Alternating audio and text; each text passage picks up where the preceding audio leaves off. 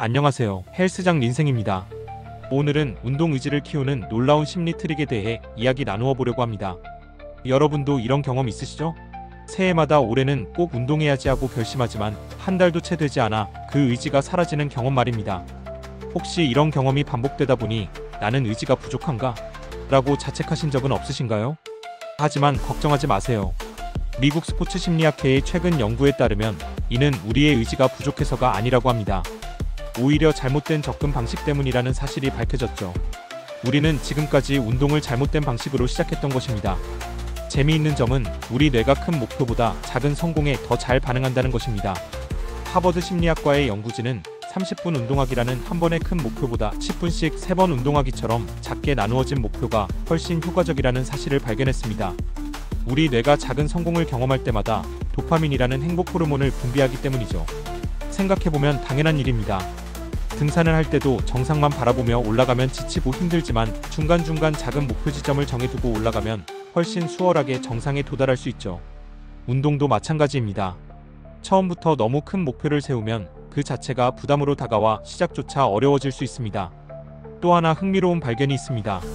미국 심리학회 저널에 실린 연구에 의하면 운동해야지라는 막연한 다짐보다 내일 아침 7시에 공원에서 조깅을 시작한다처럼 구체적으로 계획을 세울 때 실천 가능성이 3배나 높아진다고 합니다. 마치 약속이라도 한 것처럼 구체적인 계획을 세우면 우리 뇌는 그것을 꼭 지켜야 할 의무처럼 받아들인다는 거죠.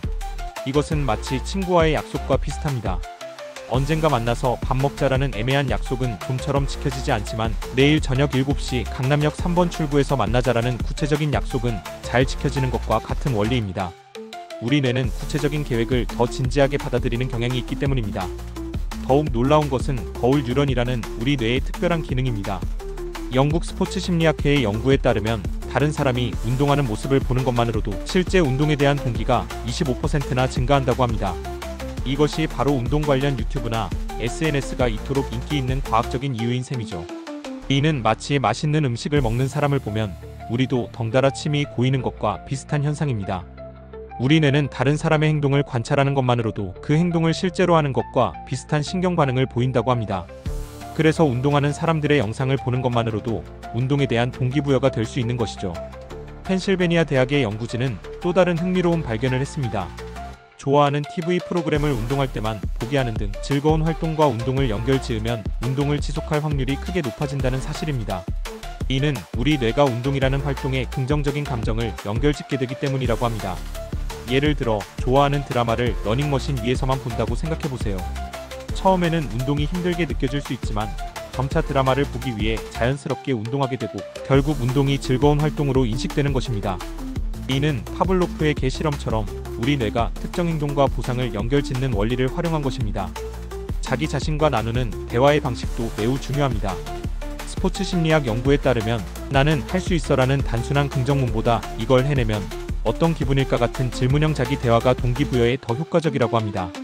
이는 우리 뇌가 질문에 대한 답을 찾으려 노력하면서 자연스럽게 긍정적인 미래를 상상하게 되기 때문입니다. 실제로 많은 성공한 운동선수들이 이러한 자기 대화 기법을 활용합니다. 이번 경기에서 이기면 얼마나 기쁠까? 최선을 다했을 때 나는 어떤 모습일까? 같은 질문을 스스로에게 던지면서 동기를 유지한다고 합니다. 이러한 질문들은 우리의 상상력을 자극하고 그 과정에서 자연스럽게 긍정적인 미래를 그리게 만듭니다. 마지막으로 운동을 시작할 때 가장 중요한 것은 완벽함이 아닌 지속성이라는 점을 강조하고 싶습니다. 처음부터 완벽한 운동 루틴을 만들려고 하기보다는 아주 작은 것부터 시작해서 점진적으로 발전시켜 나가는 것이 중요합니다. 예를 들어 처음에는 하루에 단 5분만 운동하는 것으로 시작해도 좋습니다. 그것이 습관이 되면 10분으로 다시 15분으로 천천히 늘려가는 거죠. 이렇게 하면 우리 뇌는 운동을 부담스러운 과제가 아닌 충분히 해낼 수 있는 일상적인 활동으로 받아들이게 됩니다. 지금까지 스포츠 심리학계에서 검증된 운동 동기부여 기법들을 알아보았습니다. 내일부터 이러한 방법들을 하나씩 적용해 보시는 걸 추천드립니다. 작은 변화가 큰 차이를 만들어낼 수 있습니다. 지금까지 헬스장 린생이었습니다. 감사합니다.